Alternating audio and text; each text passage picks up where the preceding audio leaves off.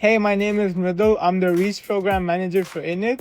I've interned at Google last summer and I'm going again this summer as a SWE intern. Hi, my name is Gian. I'm a Reach Program Manager with INIT FIU, in charge of our technical interview prep workshops, and I've previously interned at Capital One. My name is Rajiv. I'm the Director of Membership for INIT, and I previously interned at both Google and UKG. Hi, my name is Ashley Torres. I'm currently the Director of Industry Relations at INIT, and I previously interned at Amazon, Kiva, and Purdue. My name is Coral. I'm the Director of Digital Media here at INIT FIU, and I've previously interned at Deloitte and Dell Technologies. Today we are answering your career questions.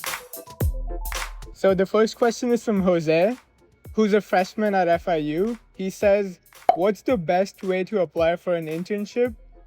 So there's different ways that you can find internships. Of course, directly through these companies' pages, that's usually where the applications can be found. And of course, if there are any news outlets that you're listening to, like maybe Discord channels, or maybe even a friend is just sending you job postings, definitely look through them. On INIT's Discord, they have an internship channel that has like internships that open that specific day. So a lot of people are very active on there. That Discord is pretty helpful for me. You want to make sure you're spreading and covering your bases as much as possible and applying to a variety of companies. Even if you don't fit the bill 100%, it's always good to apply and make sure that you put yourself out there. Too many people think that just going to school, coming back, and doing their homework is going to be enough to land them a job. But unfortunately, that's not the case. If you want to get a job after your computer science degree, you're going to have to put a little bit more work into that and look into obtaining internships and interacting and networking with your fellow peers while you're here at school. Internships are really important for being able to show off stuff that you've learned, not only during your time there, be able to put it on your resume and show other employers what you're capable of, and the projects that you have done before in the past will also supplement that. How many projects do you guys recommend before applying for internships? So the more projects you have, the better. But I would definitely recommend having at least 2 or 3 before applying to any internship. I'd say try to have at least 3 projects. As long as the projects are well thought out, have a good tech stack, and you're able to explain the concepts behind them and to why you did what you wanted to do. Alex asks, should I pursue a BA or a BS in computer science? Well, Alex, it very much depends on what you want to do. The difference is just how much more science and mathematical classes you take. But in terms of getting a job in tech, in my experience, it hasn't been a big issue. A BS is more focused on like mathematics. Like if you do want to have that like logical background with math and a little bit more concentrated in that, then that's amazing. But BA is also really helpful. I know a lot of people who've done a BA and a BS, like both got jobs, both did internships. It just depends on if you're applying yourself. Are you working on projects? Are you applying? Like, are you participating in clubs? Like, are you doing those things to really make your resume stand out when recruiters are looking? Caitlin asks, what skills should you already have as far as getting an internship goes? So the answer to that varies depending on the internship program that you're applying to. So if it's a freshman program, what's being expected of you is typically going to be less than that's expected of you for maybe junior or sophomore internships. So really just kind of make sure that you're going through that posting, wherever it is, and look for what it is that they're asking.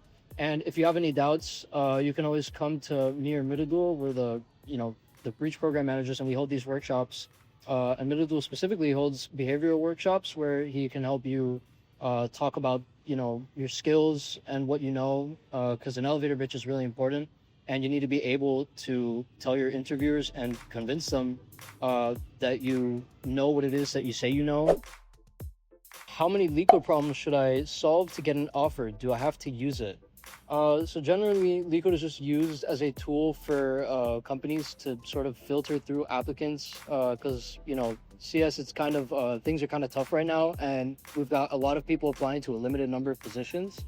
So LeetCode is something that they use in, be it in technical interviews or in online assessments, just to kind of trim the pool down to a reasonable size. So you should get good enough at it that you think that you can pass technical interviews, but beyond that, you don't really use it in your job.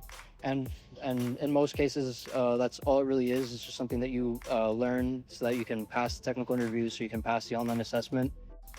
It's not necessarily the amount of lead code questions that you do, but more the concept that you've gained from doing those lead code questions. Classes like data structures and algorithm techniques allow you to learn the concepts behind those lead code questions to allow you to solve the problems that you'll get in an interview.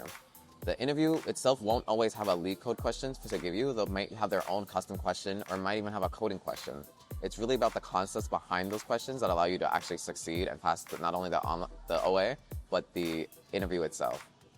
Also, your social skills are really important, as in being able to explain your thought process behind why you're deciding to do a certain technique, why you're making certain variables, and any other aspects of the code that you want to help explain to the person who's grading you. So there's no particular number of questions that you need to solve on lead code. You need to know all the basic data structures, and a lot of it also depends on your level. So if you're a freshman, you're going to need different topics compared to if you're a senior.